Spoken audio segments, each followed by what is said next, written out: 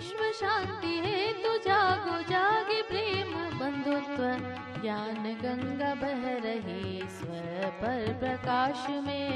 विश्व शांति हेतु जागो जागे प्रेम बंधुत्व, ज्ञान गंगा बह रही स्व पर प्रकाश में। जय सच्चिदानंद। ભારતના વડીલો એ તો 65 ઉપરના લોકો છે ને, એટલે બધા અહીંયા તો પરિપક્વ થયેલા આપણને ભેગા થયા, એટલે કહીએ તો ઘણું બધું તમે શીખીને આવેલા છો અને અહીંયા પણ ઘણા વખતથી આવો છો. પહેલી વખત કોણ આવ્યું છે? જરા હાથ ઊંચો કરજો. બરાબર. અહીંયા એક જ વસ્તુ છે કે બીજે બધે જાય તો ખાલી સાંભળવાનું જ હોય છે, પણ અહીંયા તમને એક અવકાશ મળે છે પૂછવાનો. અને આ તો 5મો, 6ઠ્ઠો, 6 ને 7મો ક્લાસ થઈ ગયો તમારો. એટલે જે નવા આવ્યા એમણે આગળ 6 જણાને સાંભળ્યા. એટલે દાદા ભગવાને આપણા જીવન વ્યવહારને એ પોતે જીવીને કુદરતના સિદ્ધાંતો, જીવનના મૂલ્યો એમણે ખુલ્લા કર્યા, જીવીને, વાંચીને નહીં. બહુ મહત્વનું છે. અને એમના જીવતા દાખલાથી, જીવન દાખલાથી આપણને બધાને બોધ આપ્યો. એટલે એ બધું ખૂબ સમજવા જેવું છે. અને એમાં પણ આપણે કહીએ કે જે અમુક બધા વાક્યો એમના તમને આ 6 ક્લાસમાં તમને કયા જ હશે જરૂરથી, કે આપણા જીવનમાં દુઃખનું કારણ કોઈ બહાર નથી. આપણા જીવનમાં દુઃખનું કારણ આપણે પોતે જ છીએ. એટલે દાદાએ એમ જ કીધું છે કે વાતને સમજો, તમે કરવાનું નથી. સંસારમાં તો આપણે કર્યા જ કરીએ છીએ ને. ઉઠે કે રાત્રે સુઈશ ત્યાં સુધી બધું કર્યા નથી કરતા આપણે? તો કે આ કરવાનો થાક નથી લાગતો? અને 65 પછી તો જીવનની સમી સાંજ પર આવી ગયા હોય એવું નથી હોતું. મારા પિતાશ્રી 50મા વર્ષે ગુજરી ગયેલા. તમારે તો 65ની ઉપરનો ક્લાસ છે. 65 ઉપર એટલે 15 વર્ષ ઉપરની વાત છે.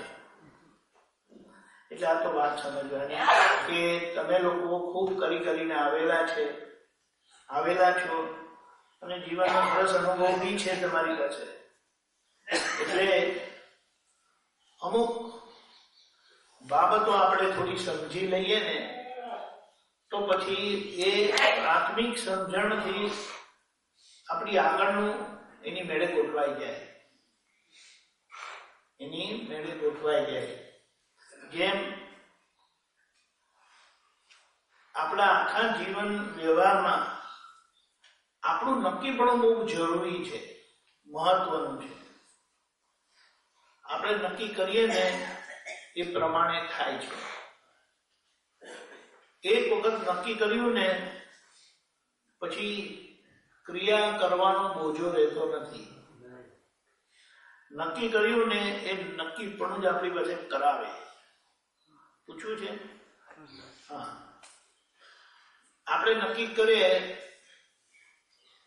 તમે લોકો પાછળ કેમ ના બેઠા? તો પાછળથી પણ પૂછાય ને. પાછળથી માટો વાદન નહીં.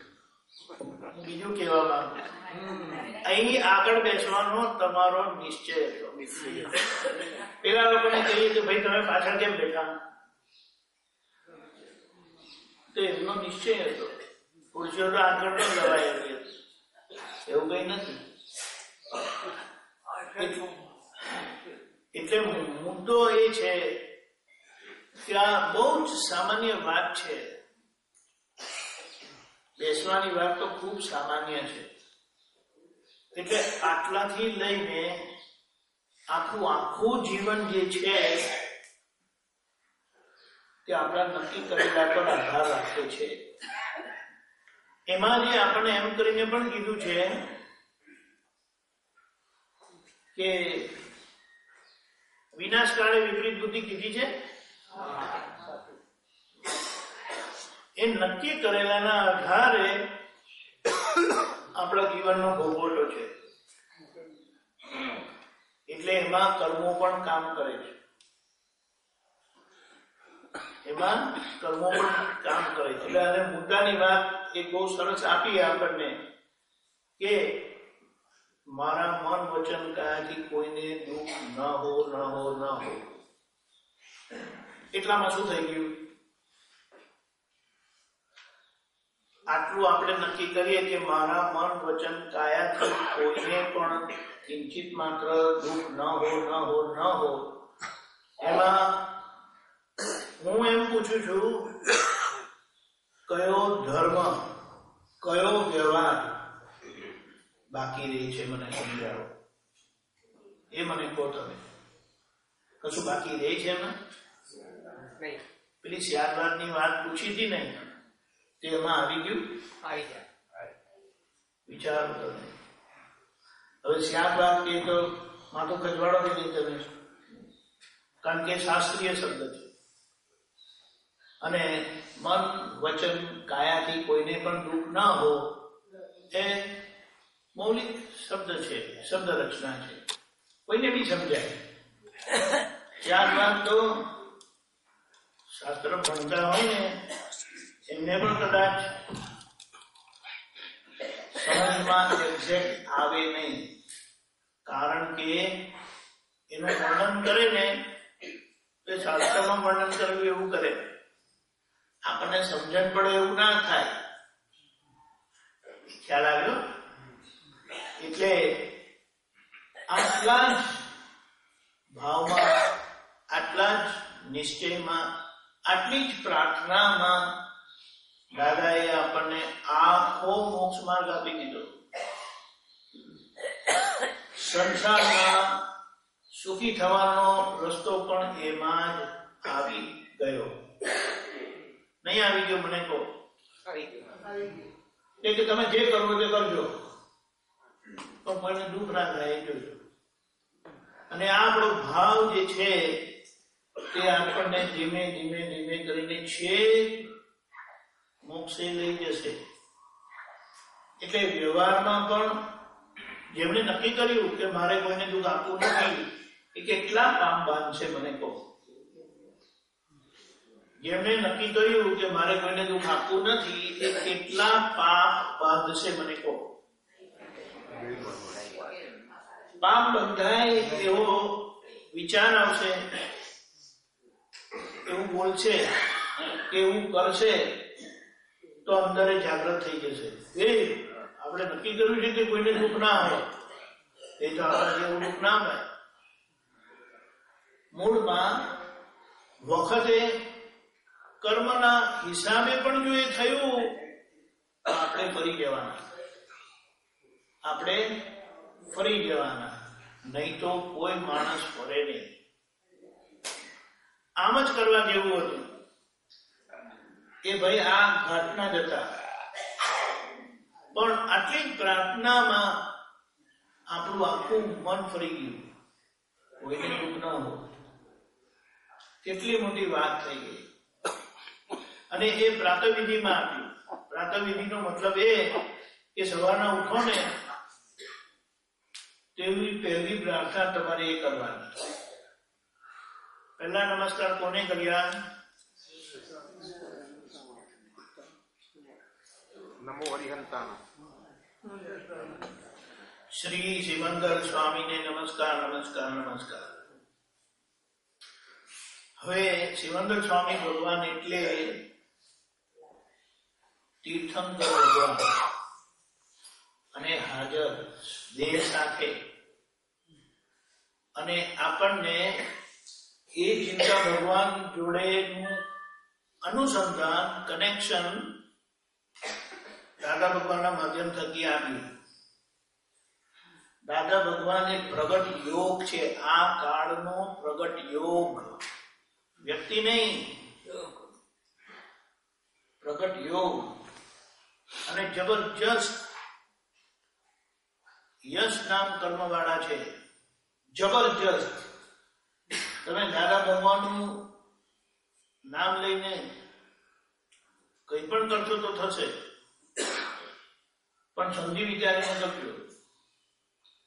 એટલે કે આપણે ઊંધું કરવા માટે પણ કોઈ કહે છે હું મારે ચોરી કરવી છે, દાદા ભગવાન મને મદદ કરજો, તો મદદ કરશે ખરા, પણ જે કાર્ય કરીએ ને એ કાર્યનું પરિણામ હોય છે, કાર્યની સફળતાનું પરિણામ હોય છે. એટલે જો ચોરી કરતા ચોરી તો થઈ ગઈ, પણ પાછા તમે કહો કે ના હું પકડાવું નહીં, એવું કરજો, તો હવે વિચાર કરો, ખાલી વિચાર કરીએ આપણે. પકડાય એ પુણ્યશાળી કહેવાય કે ના પકડાય એ પુણ્યશાળી કહેવાય? કેમ?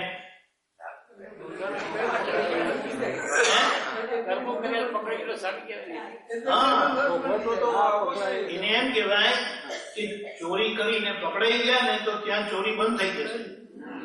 બીજી વખત કે ભાઈ માર નથી ખાવો મારે. પણ જો ના પકડાય તો પછી મોટી ચોરી કરે. એટલે નાના ચોરમાંથી મોટો ચોર થાય, એટલે નાના પાપમાંથી મોટો પાપ કરે. આ વાત છે. આપણી વાત કેવી છે? કોઈ દૂધનો ગ્લાસ લઈને આવે છે કે કપ લઈને આવે છે કે કોફી કે ચા લઈને આવે છે અને હાથમાંથી પડી ગયું.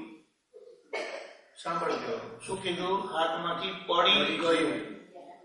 આપણે શું કહીએ એને? કહીએ શું? કેમ પાડ્યું? શું કહીએ આપણે? કેમ પાડ્યું? ઢોળાઈ જાય છે કે કોઈ ઢોળે છે? બરાબર.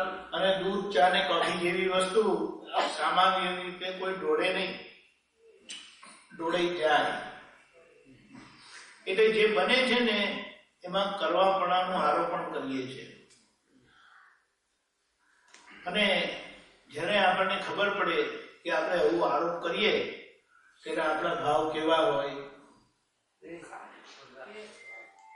સારા હોય કે ખરાબ હોય?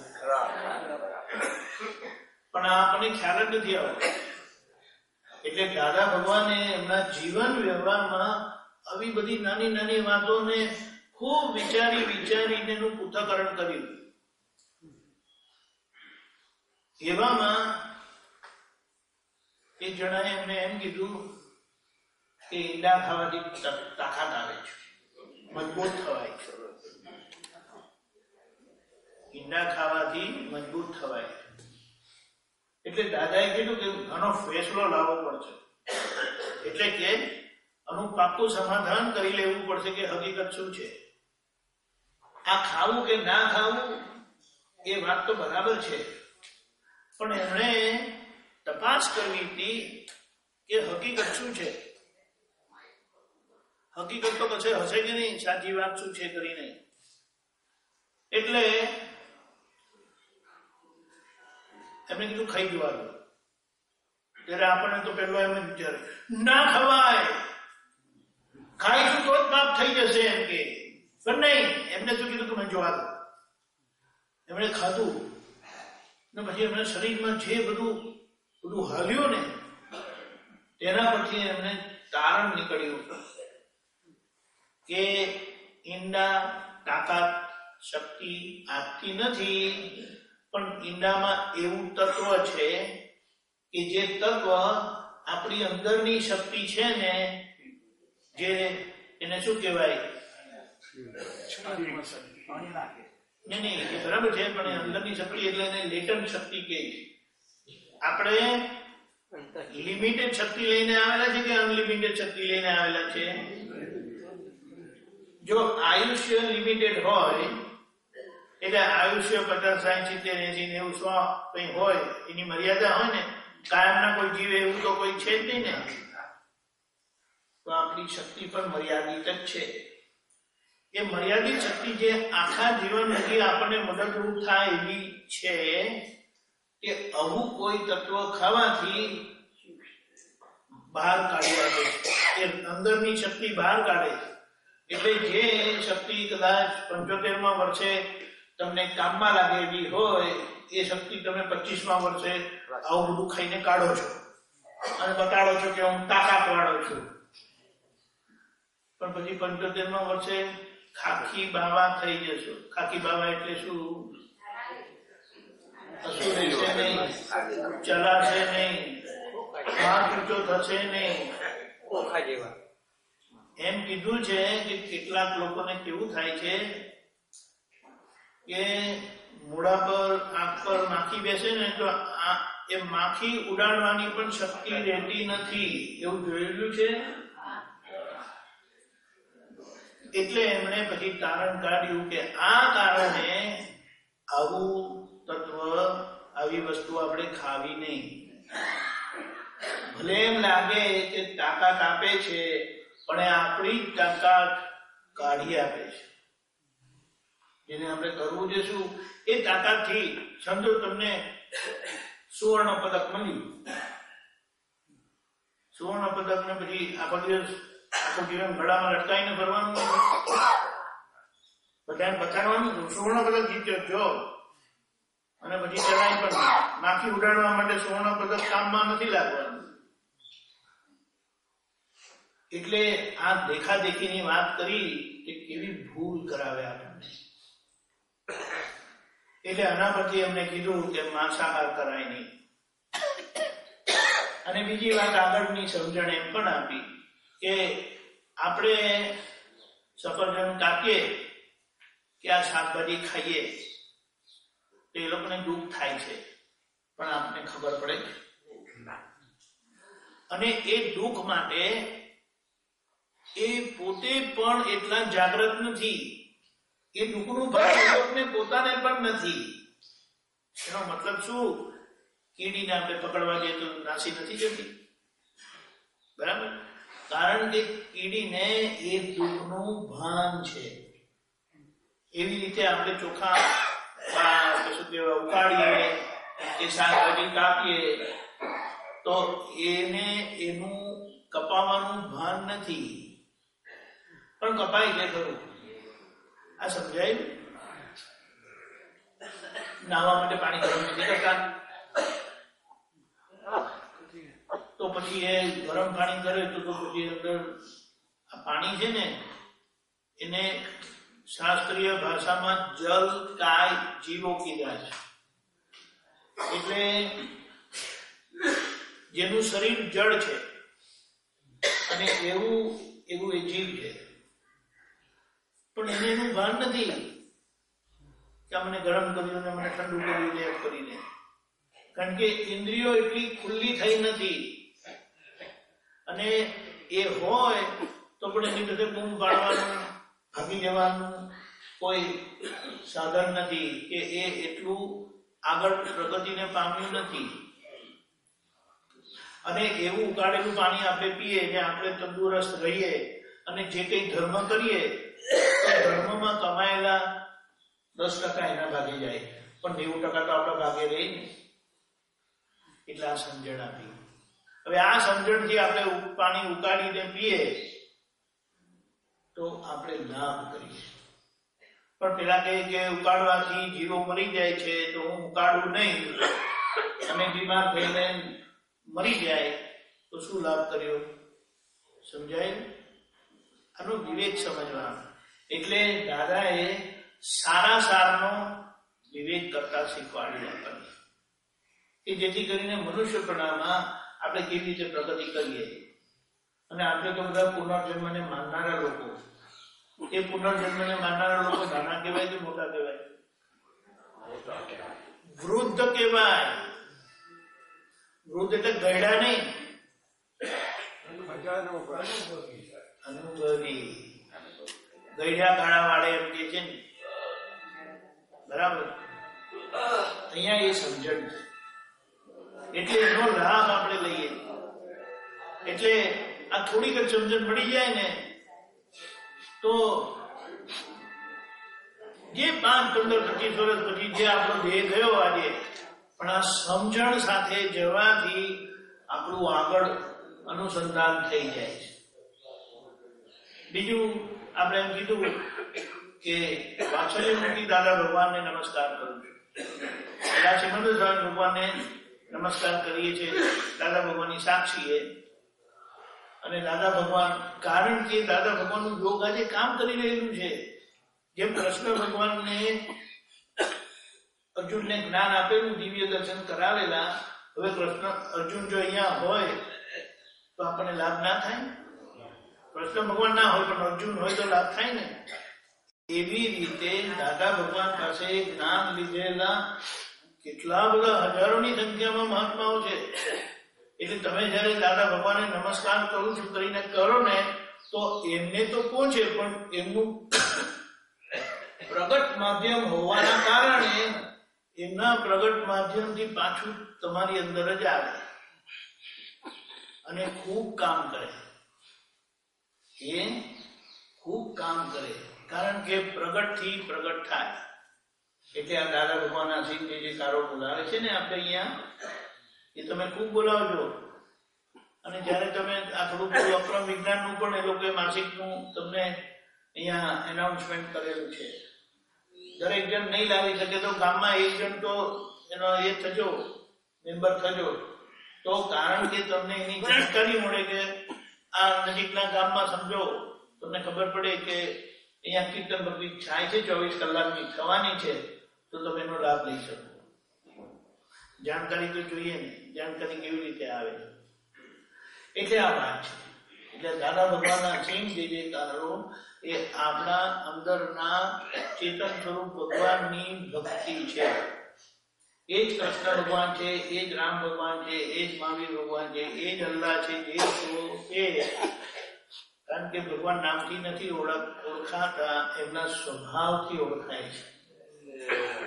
એમના સ્વભાવથી ઓળખાય. ચેતન જેમનો સ્વભાવ છે, આમાં જાણવાની શક્તિ નથી. આ તો બધી પ્લાસ્ટિકની ખુરશી છે, પણ પેલું ટેબલ બી નથી. આ જયારે આપણું જયારે ઝાડમાં હતું ત્યારે જીવતું હતું, પણ એક ઝાડની ફ્રેમ બનાવી, ટેબલ બનાવ્યું. આ પાછળ પેલા કોઈ પાટ પર બેઠા હોય તો પ્લાસ્ટિકની ખુરશી છે. પણ એ લાકડું જ્યાં છે ને, આ બારીઓ જે લાકડાથી બની છે, એ જયારે ઝાડમાં હતું ત્યારે ઝાડ જીવતું હતું, પણ કાપીને આજે એને બારી બનાવી દીધી કે ટેબલ બનાવી દીધું, તો આજે એમાં ભગવાન નથી. એટલે આપણે જયારે નક્કી કર્યું કે મન વચન કાયાથી કોઈને કિંચિત માત્ર દુઃખ ન હો, એ ભગવાન થવા માટે અને સુખી થવા માટે, મોક્ષે જવા માટે સીધો અને ટૂંકામાં ટૂંકો રસ્તો આપી દીધો. હવે તમને લોકોને એમ પૂછે, મને કહો કે ના કહો એ વસ્તુ જુદી છે. આ તમારી ઉંમરે તમને આ જગતની કેટલી ચીજો જોઈએ છે હજી. હવે તો ઈચ્છા તો રહી નહીં ને, હોય તો એનો વાંધો નથી. આ તો વાત સમજવાની કહું છું. વધારે હોય, કારણ કે તમને એમ થાય કે હારું હવે ખબર નહીં કેટલા વર્ષમાં જવાના, પણ આ આપણને મળે તો સારું, આ આપણને મળે તો સારું. એટલે એના માટે દાદાએ આપણને કેટલી સરસ ભાવના કરાવડાવી. કેવળ શુદ્ધાત્મા અનુભવ સિવાય આ જગતની કોઈ પણ વિનાશી ચીજ મને ખપતી નથી. એ બધું તમે પૂછતા નથી, પણ વાંધો નહીં. પણ કોઈને એમ તો વિચાર આવવો જોઈએ કે હું જયારે એમ નક્કી કરું કે આ જગતની કોઈ વિનાશી ચીજ મને ખપતી નથી, તો મારી ઈચ્છાઓનું શું થાય? ઈચ્છા તો બધી પાર વગરની છે, નથી? અને ઈચ્છા એ કે હમણાં આપણને કોઈ મોક્ષે લઈ જનાર હોય તો કેટલા તૈયાર છે? બધાએ, કારણ કે ખબર છે કે હમણાં એ જવાનું નથી. પણ હમણાં જો જવાનું થાય ને તો શું કઈ ખબર, હજી પેલા છોકરાના કે છોકરાની હમણાં લગ્ન છે એટલે 4-6 મહિના પછી હું આમ કરીશ તેમ કઈ કઈ બહાનું કાઢે. અરે હું માનું છું ત્યાં સુધી સાચા ખોટાની વાત નથી. આમ કરવાથી તમે ખોટા છો એની વાત નથી, પણ આપણી સમજણ એવી છે. એટલે મુદ્દો શું છે કે મોક્ષે જવું છે એ પેલી પ્રાર્થનામાં જ્ઞાન પામવા માટેની જે વ્યવહારવિધિ બોલાવી હતી ને કે હું છૂટવાનો જ કામી છું, એવા છૂટવાના કામી તો કોક એક જ હોય, એમાં અમે આવતા નથી. એક અપેક્ષા એ કહું છે, આ સમજવાનું છે. એટલે કે આપણે બધા ખોટા એમ નહીં, આ વાત સમજવાની કે દાદાએ આપણને આજે આપ્યું કે કેવળ શુદ્ધાત્મા અનુભવ સિવાય આ જગતની કોઈ પણ વિનાશી ચીજ મને ખપતી નથી. તો આ વિનાશી ચીજ માટે આપણી જે દોટ રહી છે ને તે બંધ થઈ જાય. કારણ કે જે બધી વિનાશી વસ્તુઓ છે ને તે તો કર્મના હિસાબે ભેગી થવાની જ છે. જે કર્મના હિસાબે ભેગી થવાની હોય તેના માટે આપણે માંગવાની છે જરૂરત. અને કર્મથી આવતી વસ્તુ હોય એ શું હોય કે દુઃખ હોય તે તો કાયમનું હોય ને. બોલો ને, કર્મથી આવતી વસ્તુ કાયમની હોય ને. અમને તો ના પાડી ક્ષણિક હોય, એ કાયમનું હોય. બોલતા નથી, ક્ષણિક હોય. એમ કે એ સુખ ને જો આપણે તોપના બારે લગાડવું છે એમ કરીને જે સુખ આવીને જવાનું હોય એ તો દુઃખ ના કહેવાય. સારી ભાષાનું દુઃખ ને પેલું એની મૂળ ભાષાનું દુઃખ, એવું ના થાય. એટલે કે આપણે સંસારી સુખને ધક્કો મારવાની વાત નથી કરતા. એ ભલે હોય, તંદુરસ્તી હોય, બીજું બધું હોય, બહારનું બધું સુખ હોય, વૈભવ હોય, એ બરાબર છે. પણ આપણે શું ઈચ્છા રાખીએ છીએ, ભાવ કરીએ છીએ, નક્કી કરીએ છીએ, કેવળ આત્માનુભવ સિવાય, શુદ્ધ આત્મા અનુભવ સિવાય આ જગતની કોઈ વિનાશી ચીજ મને ખપતી નથી. એટલી સરસ ભાવના આપણને કરાવી છે. બોલો, આમાં એક વિનાશી વસ્તુ ખપતી નથી, આત્મા ચેતન, પણ આ શરીરે વહેલું મોડું તો વિનાશી જ છે. એટલે આપણે અવિનાશીની વાત કરીએ છીએ ને. કેવળ આત્માનુભવ સિવાય આ જગતની કોઈ વિનાશી ચીજ મને ખપતી નથી. એટલે મોક્ષ માગ્યો. હા, આપણે મોક્ષની ભાવના કરીએ છીએ, પણ આપણે મોક્ષની વાત કરો તો કેટલા ગભરાઈ જાય. એટલે એમ જ કેટલા તો બહાર જ બેઠા છે. સત્સંગ છે તો એ બહાર બેઠા એટલે હમણાં છે. એટલે મેં પછી કઈ વધારે કીધું નહીં, હું જ અંદર આવી ગયો. કોઈને એમ થાય કે બહાર આ ઉંમર અહીંયા બેસેલા હોય તે સરખું સંભળાય નહીં, સંભળાય તો કેટલું સમજાય નહીં, એવું મને લાગ્યું. એટલે મેં કીધું કાકા અંદર આવો ને, દાદા અંદર આવો. તે કે તડકો છે ને એટલે જરા બરાબર. પણ તો આપણે વાત સમજવાની કે આખી બે ભાવનામાં આપણે કેટલું સરસ આપી દીધું. દાદા ભગવાનના અસીમ જે જયકારો, એને શું કહેવાય, આપણા આખા મોક્ષ માર્ગનું ભાથું દાદાએ આમ કરીને આટલામાં આપી દીધું. શું અઘરું છે મને કહો? કશું અઘરું નથી અને કશું કરવાનું નથી. ચાલવું હોય તો ચાલજો, દોડવું હોય તો દોડજો, પણ એ મોક્ષે જવા માટે જરૂરી નથી. એક જ વાત, કરવું હોય એને અઘરું નથી, નથી કરવું એના માટે અઘરું છે. એ તો બરાબર છે, પણ આપણે શું કહીએ છીએ, એ બધું સંસાર માટે બરાબર છે, આપણે એમ નથી કહેતા. પણ મોક્ષે જવા માટે સમજવાની જરૂરત છે. જ્યાં કંઈ પણ કરવાનું છે ને તો જ્યાં સંસાર છે એટલું સમજજો. અને કરવું ના કરવું એની વાત નથી કરતા, સમજવાની વાત કે કરશો સારું કરશો તો સુખ આવશે એ ટેમ્પરરી સુખ છે, ને ખરાબ કરશો તો દુઃખ આવશે એ ટેમ્પરરી દુઃખ છે. એટલે એના માટે તમને જે પોસાય તે કરજો, પણ વાતને સમજજો. એટલે જે પેલો દૂધનો દાખલો આપ્યો ને એનો મતલબ એ હતો કે દૂધનો ન્યાય થઈ ગયો, પડી ગયું ને ઢોળાઈ ગયું એટલે દૂધનો ન્યાય થઈ ગયો. એટલે પછી દાદા એમ કહેવા માંગે કે હવે એના પર તમે ન્યાય ના શોધશો, ખોટતા નહીં કેમ ઢોળ્યું, કારણ કે કોઈએ દૂધ ઢોળવું જ ના હોય, ઢોળાઈ જાય. હવે આપણે એમ કહીએ કે એમના હાથેથી કેમ ઢોળાયેલું, જેમના હાથેથી ઢોળાયું તો એમના હાથેથી ઢોળાયું કેમ? દૂધને ઢોળાવવું હતું? ના. આ બધામાં તપાસ કરશો ને તો જવાબ શું આવે ખબર? વડ કોને પડી? દૂધને પડી. કેમ ઢોળાયું? વડ કોને પડી? જેમનાથી ઢોળાયું એમને. આ વાત સમજવાની, ઝીણી છે વાત, પણ વાત સમજવાની છે. ને અહીંયા વડ પડી એટલે એમને ભોગવવું પડ્યું ને. અહીંયા દાદાજીએ કીધું ભોગવે તેની ભૂલ.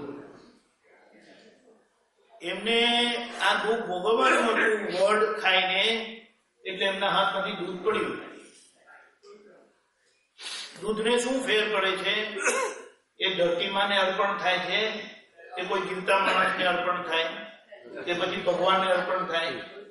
ભગવાનને અર્પણ થયેલું દૂધ ક્યાં જાય છે? ધરતીમાં જ જાય છે ને. આ વાત સમજવાની, પણ એ ધરતીમાં જાય છે એની કિંમત નથી. દૂધનો ઉપયોગ કરીને આપણો જે ભાવ થાય છે ને, ભગવાનની ભક્તિનો ભાવ, એ વાત છે. અને દૂધ એ ભગવાનનું પ્રતીક છે, એટલે દૂધથી ભગવાનને નવડાવે. અને પાણી પણ ભગવાનને ચડાવે છે, ખબર છે? એનો શું મતલબ? આ શરીર છે ને પાણી છે, અને અંદર ભગવાન છે ને તે દૂધ છે, અને દૂધ ને પાણી ભેગા છે. એટલે જયારે આપણે પાણી ચડાવીએ છીએ એનો મતલબ એ કે ભગવાન હું તમારા કયા પ્રમાણે રહીશ, હું મારી મરજી નહીં ચલાવું. તો ભગવાન શું કહેવા માંગે છે? ભગવાનનું શું કહેવું છે કે ભાઈ હું જીવ માત્રમાં રહેલો છું, મને દુઃખ ના આપશો.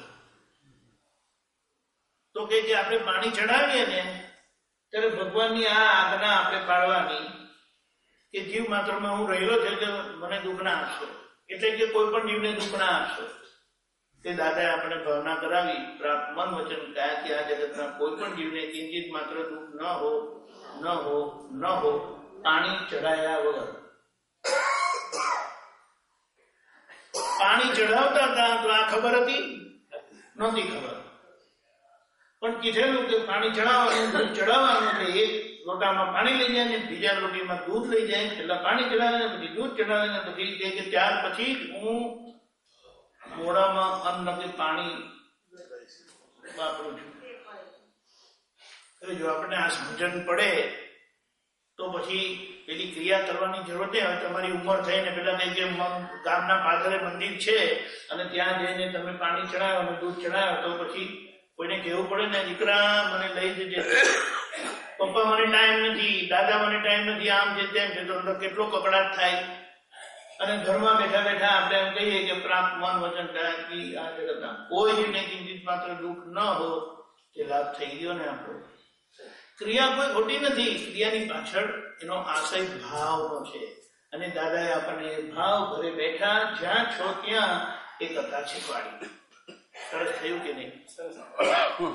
આ વ્યવહારનો તો અંત જ નથી. એટલા માટે એમ કીધું કે જેનો અંત નથી ને એ વ્યવહાર છે. એટલા માટે કીધું કે આ જગત છે ને ક્યારે શરૂ થયું હતું ખબર છે? એનો અંત ક્યારે આવશે? એટલે એમ કીધું કે જો દરિયામાં પાણી ખલાસ થઈ જવાનું હોય ને, દરિયામાં પાણી ખલાસ થઈ જવાનું હોય તો આ દુનિયાનો અંત આવશે. હવે દરિયામાં પાણી ક્યારે ખલાસ થશે? એટલા માટે કીધું છે કે આ જગત છે ને અનાદિ અનંત છે, એટલે અનાદિકાળથી છે અને અનાદિકાળ સુધી રહેવાનું છે.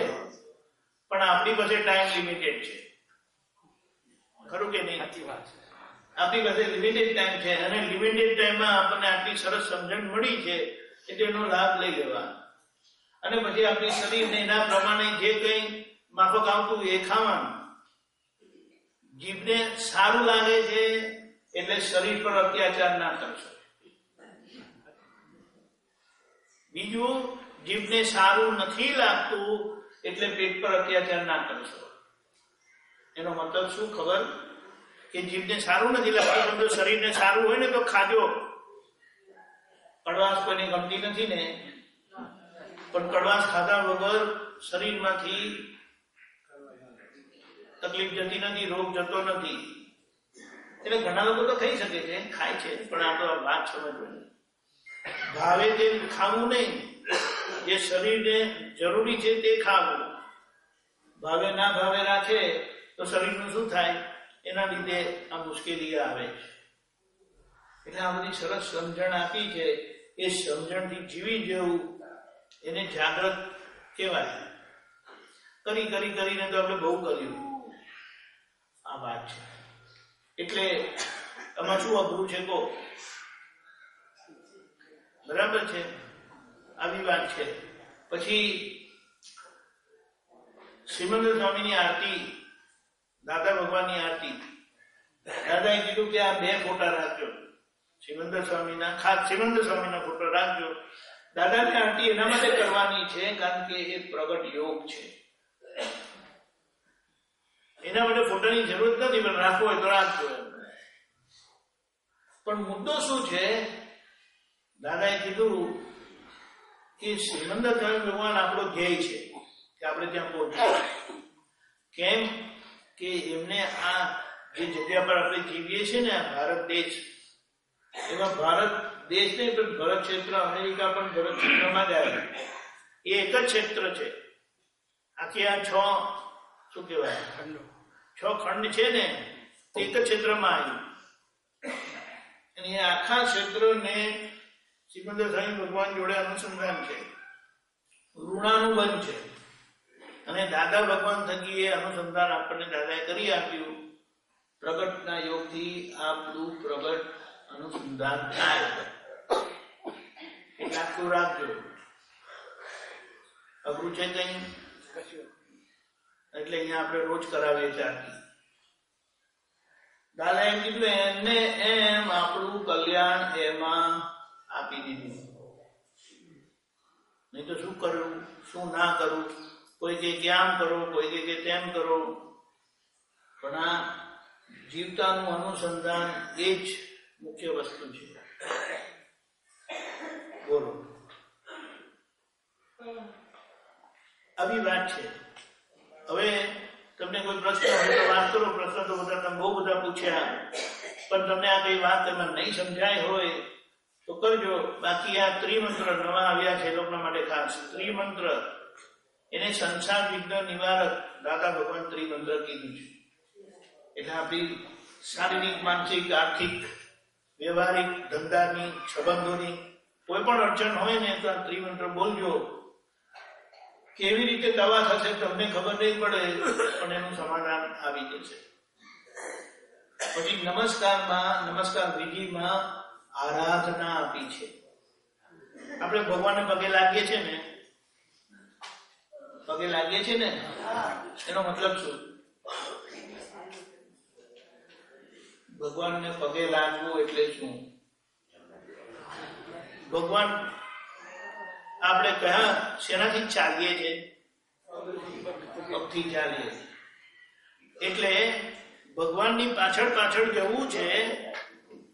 ભગવાનની પાછળ પાછળ એટલે એમની સમજણ, એમની આજ્ઞા પ્રમાણે આપણે ચાલવું છે ને, એટલે આપણે પગે પડીએ છીએ. એનો મતલબ એ થાય કે પ્રભુ હું તમારી આજ્ઞાને અનુસરીશ.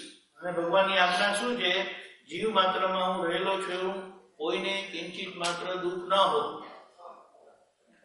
ફરી ફરી એ જ વાત આવે છે, પણ એ વાત આપણે પાક્કી કરી લેવાની છે આ નાના અવસ્થા મગજમાં. કારણ કે એટલું બધું અંદર ભરાયેલું છે ને, આ બીજી એક વાત અંદર જવી ના જવી અઘરી થઈ જાય. પણ એટલે રોજ સવારે પહેલા આ ભાવના કરવા દીધી. સિમંદર સાહેબ ભગવાનને નમસ્કાર, દાદા ભગવાનને નમસ્કાર. પ્રાપ્ત મન વચન કાથી કોઈને કિંચિત માત્ર દુઃખ ન હો. આ જગતની કોઈ વિનાશી મને કરતી નથી. એટલે એ પગે પડવાનો મતલબ, એ પગે પડવું, નમસ્કાર કરવું એ ઉત્તમ આરાધના છે. અને દાદા એમ કીધું કે આ કાળના જે બધા જીવો છે ને, એમાં બધા જ આવી ગયા પૂર્વ વિરાધક જીવો છે. એટલે એમ કીધું રામ ભગવાન હતા ત્યારે આપણે હતા, કૃષ્ણ ભગવાન હતા ત્યારે હતા, મહાવીર ભગવાન હતા ત્યારે હતા. દાદા ભગવાને તમે લોકો કોઈ જોયા છે? દાદા ભગવાન હતા તમે કેમ નહીં જોયા? હવે આ વિચારવાની વાત છે, વિચારવાની વાત છે. તો ભારત કેટલું મોટું છે? તમે ગુજરાતના છો ને મોટે ભાગે, તો ગુજરાત ને બરોડા કેટલું દૂર છે? અરે એની વાત જવા દો. કેટલાય લોકો બરોડામાં બાજુની પોળમાં રહેતા હતા અને એમને દાદા ભગવાનનું ખબર જ નથી. એને શું કહેવાય? પાપ કર્મ. આ વિરાધનાનો મતલબ શું? કે તમારા બાજુના ઘરમાં આવેલા હોય ને તો તમે મળી શકો નહીં. એ વિરાધનાનું પાપ કર્મ એવું છે, આપણને આવા જ્ઞાની ભેગા ના થાય. પણ જે થયું તે હવે તો જોડાયું એટલે એ મહત્વનું છે. પણ આ તો વાત સમજીએ કે આટલા વખતે આપણે રખડતા આવ્યા પણ કામ કેમ ના થયું? કે આમ ભૂલથી આપણાથી વિરાધના થયેલી ને.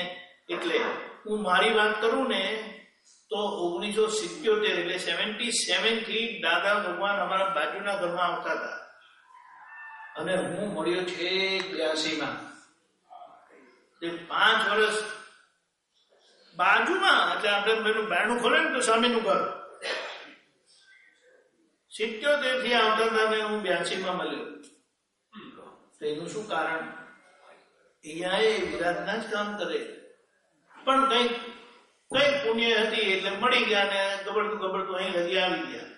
પણ આ વાત સમજવાની કે આ વિરાધનાનો દોષ આરાધનાથી જાય. નમસ્કાર એ ઉત્તમ આરાધના છે. એટલે આ નમસ્કાર વિધિમાં આપણને ગજબની આરાધના આપી છે, જે આગળની બધી વિરાધનાને ધોઈ નાખશે અને સહેજા સહેજ જ્ઞાનનો ભેટો થઈ જશે. કેટલું સરસ આપ્યું. વાત બરાબર છે. રહી ગયા ના કહેશો. છેલ્લા ગાડી મળીને એ મહત્વનું છે. રહી ગયા લાગે પણ એ બધું વિચારવાની જરૂર નથી. આપણે શું વિચારવાનું? પોઝિટિવ. નહીં તો નકારાત્મકતા તો બધી પાર વગરની છે જ આપણી પાસે, ભરેલી જ છે બધી. આપણે શું કહે કે જેમને દાદા મળેલા છે એ તમને મળ્યા ને એ બહુ થઈ ગયું. કારણ કે એમની અંદર પ્રગટ છે. આ અમારી બડાસ કરવા માટે નથી કહેતો, પણ આ એક બનેલી વાત છે અને આપણે એકબીજાને લાભમાં થઈએ છીએ. અમને વધારે લાભ થાય. તમને જે થતો છે તે તમારે કરવું. આમ અમે તો અમારો લાભ થાય. જે દાદા અમને શીખવાડ્યું કે અમે લાભ કર્યા કરીએ. એટલે આ વાત થઈ.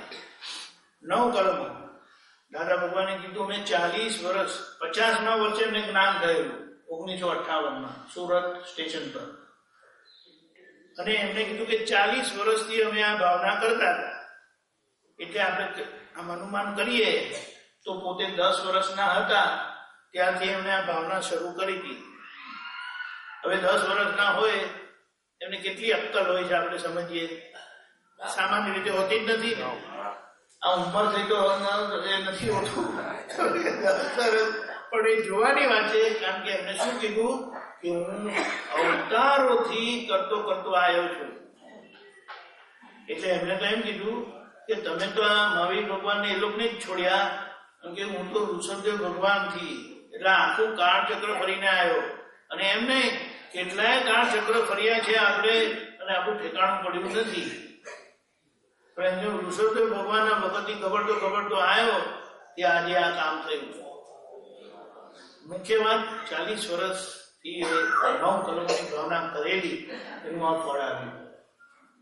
તો હવે આપણને હાથમાં એ આખી પુરુષાર્થ આપી દીધો અને કીધું આ કરવાની ચીજ નથી, આ ભાવના ભાવવાની ચીજ છે.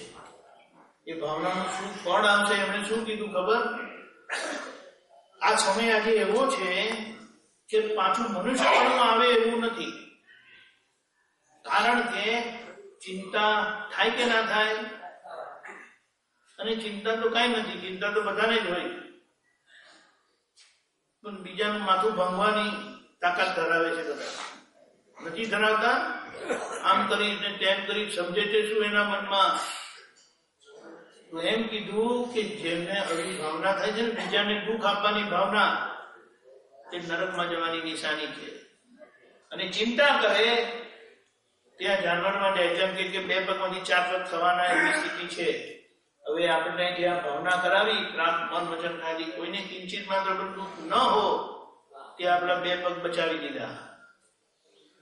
અને આ 9 કલમોની ભાવનાથી એમ કે તમારો મનુષ્ય ભાવની ગેરંટી અમે આપીએ છીએ એમ કીધું છે. વિચારો, જ્યાં કાંઈ ઠેકાણું નથી ત્યાં એમને ગેરંટી આપી. એટલે 9 કલમ. અને એમ કીધું કે જો ખૂબ તીવ્ર ભાવના થાય તો તમને જ્ઞાની પુરુષનો ભેટો થાય ને સીધા મોક્ષે જાય. તો સારું ના થયું. આગળ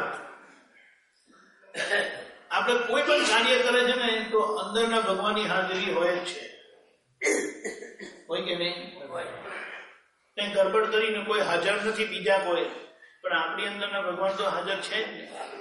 એટલે એ ભગવાનની હાજરીમાં આપણે આપણી ભૂલ સ્વીકારીએ છીએ, ભૂલ કબૂલ કરીએ છીએ, ભૂલની માફી માંગીએ છીએ અને નક્કી કરીએ છીએ કે ફરી મારે ભૂલ નથી કરવી. જીવતા ભગવાનની હાજરીમાં, આપણી જ અંદર રહેલા જીવતા ભગવાનની હાજરીમાં આપણે પોતાની ભૂલ કબૂલ કરીએ છીએ. કોઈની સામે કબૂલ કરવાનું તો આપણને શરમે લાગે, સ્વાભાવિક છે.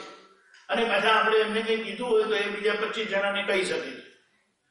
તો એ લપ દાદાએ છોડાવી દીધી કે તમારે એની માથાકૂટ કરવાની નથી. તમે તમારી અંદર રહેલા ભગવાન સામે તમારી ભૂલ કબૂલ કરો, તમારી ભૂલની માફી માંગો, નક્કી કરો કે મારે આવું કરવું નથી. એટલે તમારી આ જગ્યા પર બેસવા માટે કોઈ તમને જબરજસ્તી નથી કરી, તમારી મરજી ચાલી છે. તો આ રીતે આપણી મરજીનો ઉપયોગ કરીએ તો ભગવાન થાય એમ છે. એટલે કે ક્યારે પોતાની ભૂલ કોઈએ જોઈએ જ નથી. અને એમ કીધું જો કોઈ એક જ ભૂલ પોતાની જુએ, સ્વીકારે, માફી માંગીને નક્કી કરે, એટલે કે જો ભૂલ ભાંગે તો કે ભગવાન થઈને રહે. એટલું સરસ નહીં આપ્યું. નહીં તો આપણે કઈ કે આમ કરો ને તેમ કરો ને, હિમાલય પર જાઓ તો કઈ આ ટાંટિયા સાથે ઘરથી બહાર માંડ નીકળાય છે, તમે કહો કે હિમાલય જાઓ કે ગુફામાં જાઓ તો કેમનું થાય? બરાબર છે. એટલે આ 9 કલમમાં શુદ્ધાત્મા પ્રત્યે પ્રાર્થના કીધું કે રાત્રે એક વખત સુતા ઘડીએ કરી દેજો, કારણ કે આપણને ક્યાં ખબર છે સવારે ઉઠાશે કે નહીં, કોઈ ગેરંટી છે? કોઈ ગેરંટી નથી. પણ આપણે સુતી ઘડીએ આ પ્રાર્થના કરીને સુતા, એટલે આપણે આપણી ગોઠવણી કરી દીધી મોક્ષ માટેની, કે વખતે સવારે ઉઠ્યા નહીં તો આ ભાવના આપણને આગળ સારી જગ્યા પર લઈ જશે. પછી છેલ્લું આવ્યું દાદા ભગવાન આશીષજી જયકાર. એમ કીધું છે કે ભગવાન જોડે સીધો તાર જોડવો હોય અને સહેલામાં સહેલો રસ્તો હોય તો દાદા ભગવાન આશીષજી જયકાર. પ્રગટ ની ભક્તિ કરવાથી આપણી અંદર પ્રગટ થાય. સીધે સીધી વાત. નહીં તો શાસ્ત્રમાં 9 પ્રકારની ભક્તિ બતાડી, આમ કરો, આમ કરો, આમ કરો, આમ કરો, આમ કરો. એ આપણે કેમનો ભેદ પાડીએ? અને પોતાની જ અંદર રહેલા દાદા ભગવાનની ભક્તિ આપણને દાદા ભગવાનની કરતા શીખવાડી કે તમારી અંદર પણ એ જ દાદા ભગવાન છે જે મારી અંદર છે, પણ એમની અંદર પ્રગટ થયેલા છે ને આપણી અંદર પ્રગટ થવાના બાકી છે. એટલે કે આટલી પ્રાર્થના કરો. આ દાદા ભગવાનના સિંહ જયકારોમાં અમે આખું સીધો ભગવાનનો યોગ આપી દીધો છે. હવે ખાઈ પીને મજા કરો. તારે શું હોય? આટલી વાત સમજીને બીજું કઈ માથા પર નિંદન કરવાનું નથી. આ વાત છે, બોલો. અને પછી આ જે પેલી પ્રાર્થના આપી છે ને, નામ સાક્ષાત્કાર પામવા માટેની વિધિ, તે રોજ થાય તો બહુ સારું. અને તમે બધા તો મોટાભાગે માનું છું કે રિટાયર્ડ છો એટલે રોજ થાય, નહીં તો અઠવાડિયે વગર તો કરજો જરૂરથી. અને ગામમાં હોય 2-5 જણાને ભેગા થઈને કરશો ને તો એનું વાતાવરણ સરસ રહે છે. બોલો. ત્રિમંત્ર તો દાદાના પ્રાગટ્ય પછી લગભગ જાહેરમાં આવ્યો છે. પહેલા ઋષભદેવાથી મંત્ર આપેલો એવું મારું માનવું છે. અને આપે પણ કહ્યું કે દાદાને કહે છે કે હું ઋષભદેવથી જ આ આરાધના કરતો આવ્યો છું. બરાબર. તો આ મંત્ર પછી કેવી રીતે ટૂંકાઈ ગયું અને જૈનો પાસે જતો રહ્યો? જૈનો પાસે જતો નથી રહ્યો. આમાં શું છે, એક વાત સમજવાની વાત કે ઋષભદેવ ભગવાનનો સ્વીકાર બધા ધર્મવાળાએ કરેલો છે. ભાગવતમાં ઋષભદેવ ભગવાનનો ઉલ્લેખ છે. હા. પછી જૈનોમાં તો છે, કારણ કે આદિમ તીર્થંકર છે. આદિનાથ કોને કહે છે ખબર છે?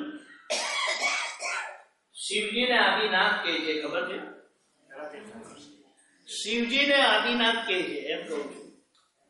આ માટે બધું શિવજીનો સ્ટડી નથી કર્યું ને, શિવપુરાણ વાંચીએ તો આપણને ખબર પડે, પણ આ તો સમજવાની વાત છે કે શિવજી એટલે શિવજીને માનનારા એ શિવજીને આદિનાથ કહે છે.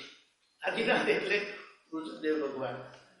કારણ કે એમના પૌત્ર મરીચી એમણે ઋષભદેવ ભગવાનને એટલે એમના દાદાને ભગવાન શિવ સ્વરૂપ છે એવું એમણે કીધેલું.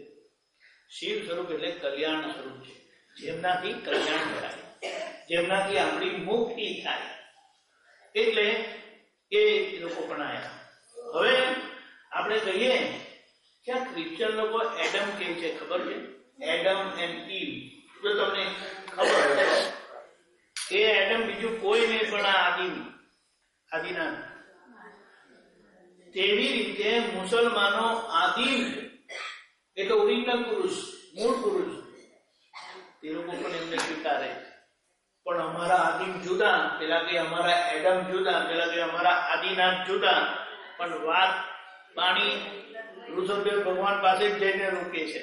એટલે ત્યાંથી જ બધું શરૂઆત થયેલું છે. એટલે એમ કીધું કે ઋષભદેવ ભગવાન બધા ધર્મના મુખ કહેવાય.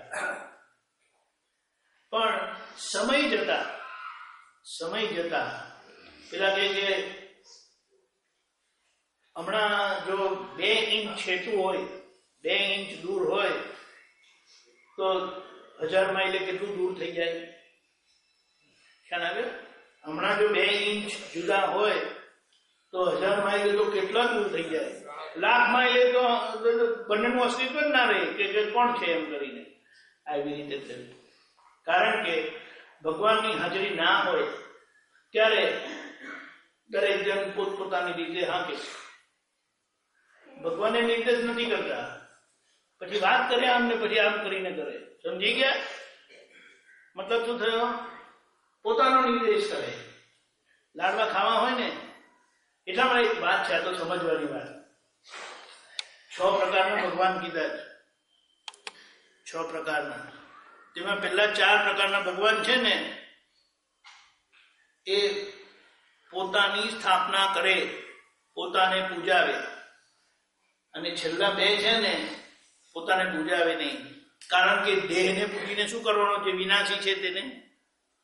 એટલે મૂળ સ્વરૂપની ઓળખાણ કરાવે કે મૂળ સ્વરૂપે ભગવાન કોણ છે, ભગવાન શું છે, એમની ઓળખાણ કરાવે જે આપણા આ વિનાશી શરીરની અંદર રહેલા છે, અને આપણને એ ભક્તિ કરાવે, જેથી કરીને એ અવિનાશી ભગવાન જે પરમ પૂજ્ય છે, વ્યક્તિ પરમ પૂજ્ય નથી હોતા, પણ જે વ્યક્તિમાં પ્રગટ થાય એ સ્વાભાવિક પરમ પૂજ્ય થાય છે, પણ એ પોતે ક્યારે પણ પોતાને પૂજાવતા નથી.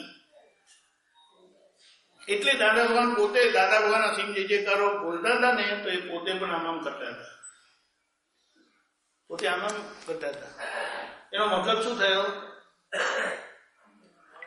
આપણને એમ થાય કે આપણે એમના અસીમ જે કારો બોલીએ, પણ એ પોતે પણ બોલે છે.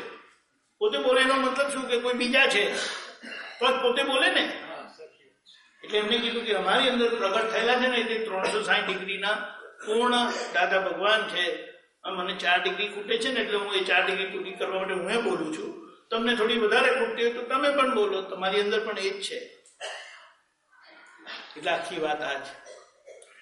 કોઈ ધર્મ જુદા છે જ નહીં, પણ બધા એ જ વાત કરે છે, એ જ મૂળ તત્વની વાત કરે છે, બીજી રીતે વાત કરે, અને એ કહે છે અમારા ભગવાન આ અને અમારા ભગવાન આ. એટલે વાત બરાબર છે, કારણ કે બધા એક જગ્યાએ મળે, અને એ જગ્યા છે જ્ઞાની પુરુષની, જ્યાં કોઈ ભેદ રહેતો નથી. કોઈ ભેદ રહેતો નથી, ગમે ત્યાંથી આવેલા હોય ને, કારણ કે જ્ઞાની પુરુષ પાસે આવવાથી ભગવાન તત્વ સ્વરૂપે ઓળખાય છે, નહીં તો ભગવાન વ્યવહાર સ્વરૂપે ઓળખાય. અને વ્યવહાર સ્વરૂપે ઓળખાવાથી એમાં ભેદ રહે છે, તત્વ સ્વરૂપે ઓળખાવાથી ભેદ રહેતો નથી. અને અહીંયા એ મૂળ સ્વરૂપને પામે છે. એટલે જ્ઞાની પુરુષને સંગમેશ્વર ભગવાન કહેવાય, કે જ્યાં બધા લોકોનો સંગમ થાય, કોઈ પણ હોય. કારણ કે પ્રગતિ કરતા કરતા કંઈક આડી લાઈન આવી ગઈ હોય ને, તો એ બીજા ધર્મમાં જઈ શકે છે. મુસલમાનમાં પણ જન્મ થઈ શકે છે, ક્રિશ્ચિયનમાં પણ જન્મ થઈ શકે, કશામાં પણ જન્મ થઈ શકે છે. પણ એમનું ડેવલપમેન્ટ હોય ને, એટલે એમને અહીંયા જ ભાવ થાય. કેટલાય લોકો એવા છે અહીંયા, નસીર ઇસ્માઇલીની વાત ના કરીએ એમના, એ જોવાની વાત છે. હા, એના નંબર ના હોય, અને આપણે કંઈ એની બહુ મોટી ચર્ચા નથી કરવાની. આ તો વાત સમજવાની કે કોઈ જન્મથી હિન્દુ નથી, કોઈ જન્મથી ક્રિશ્ચિયન નથી, કોઈ જન્મથી વૈષ્ણવ નથી. અંદર ભગવાન છે રહેલા, અને એ ભગવાનની ઓળખાણ થઈ ગઈ તો તમે પોતે જ ભગવાન છો. નહીં તો કે અમે હિન્દુ, અમે વૈષ્ણવ, અમે ક્રિશ્ચિયન, અમે મુસ્લિમ. માણસોની બનાવેલી દુનિયામાં માણસો ખોવાઈ જાય છે. પણ જો સમજણવાળી વાત આપણને મળી જાય તો આ બધા ભેદભાવમાંથી છૂટી જાય. એટલે સંસાર વિઘ્ન નિવારક નિષ્પક્ષપાતી દાદા ભગવાન ત્રિમંત્ર. હા, વાત સાચી છે, ખોટું નથી, એ બરાબર છે. એટલા માટે કીધું કે કુળ ધર્મ ખોટા નથી. જે કુળમાં જન્મ થયો ને આપણને એના આધારે ધર્મ પ્રાપ્ત થાય એ બરાબર છે, પણ આ વિજ્ઞાન સ્વરૂપ મૂળ ધર્મ છે ને, જે બધાને લાગુ પડે છે, એવા જ્ઞાની પુરુષ મળે ને આ પ્રાપ્ત થયો તો કુળ ધર્મ એની જગ્યાએ રહે છે, એનો આગ્રહ નથી રહેતો પછી. એટલે એ જ પેલા મસ્જિદમાં જાય છે, પણ એમની આખી દ્રષ્ટિ ફરી ગઈ છે. એ આંખોથી નથી જોતા, એટલે આંખોથી જોયેલું માનતા નથી, આ આંખોથી જોયેલું માને છે. પણ એ તો જેમની આંખ ખુલ્લી હોય એમને જ સમજાય ને. નહીં તો આ બે આંખો છે ને, બે છે કે એક છે, અને આ ત્રીજી આંખ એક છે કે બે છે? પણ એક જ છે. એને જ્ઞાન ચક્ષુ કીધા, જ્ઞાન ચક્ષુ કીધા. અને એ જ્ઞાની પુરુષની કૃપા થાય ને તો ત્રીજું નેત્ર ખુલે, અને પછી ત્રીજું નેત્ર ખુલે ને તો પછી આપણને જ્યાં ભગવાન છે ને ત્યાં ભગવાનના દર્શન થઈ જાય. આવા જવાનો સવાલ જ નથી. જ્યાં નજર કરો ત્યાં ભગવાન દેખાય. કેટલું સારું થઈ ગયું, બધા ઝઘડા મટી ગયા. બીજું બધું જુએ તો આપણને પ્રોબ્લેમ થાય, તો ભગવાનને જોઈએ તો પ્રોબ્લેમ થાય, એવું છે. એટલે એ રીતે દાદાએ આટલામાં બધું આપી દીધું. તમને ના સમજાય તો પૂછજો, ઘેર જઈને પ્રશ્ન ઉભો થાય તો પૂછજો. અમને પહોંચવા માટે કઈ લાંબા મુસાફરી કરવાની જરૂર નથી.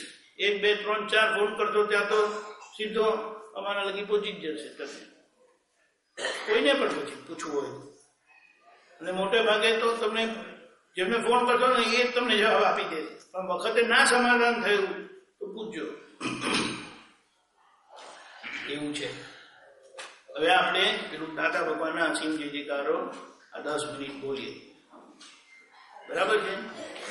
ખૂબ ભાવથી બોલજો, કારણ કે એ બોલવાથી ભગવાન જોડે સીધો તાર જોડાય છે.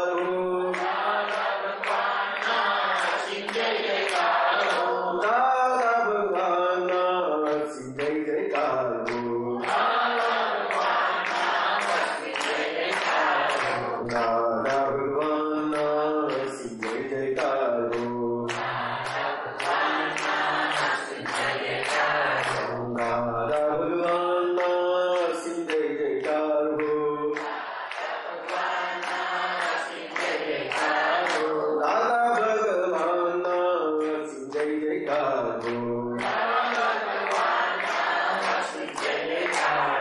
दादा भगवान सिद्ध जयकार हो दादा भगवान सिद्ध जयकार हो दादा भगवान सिद्ध जयकार हो दादा भगवान सिद्ध जयकार हो दादा भगवान सिद्ध जयकार हो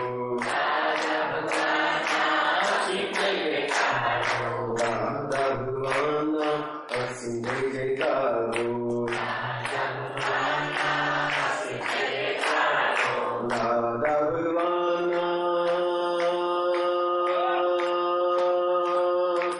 सिद्ध जयकार हो दादा भगवान सिद्ध जयकार हो दादा भगवान सिद्ध जयकार हो दादा भगवान सिद्ध जयकार हो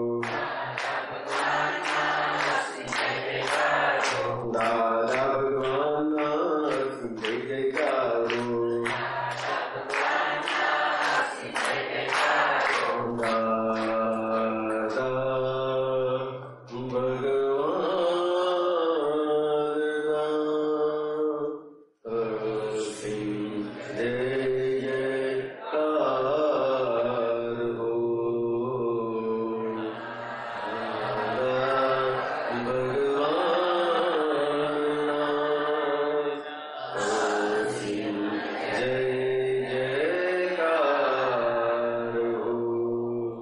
जय सच्चिदानंद।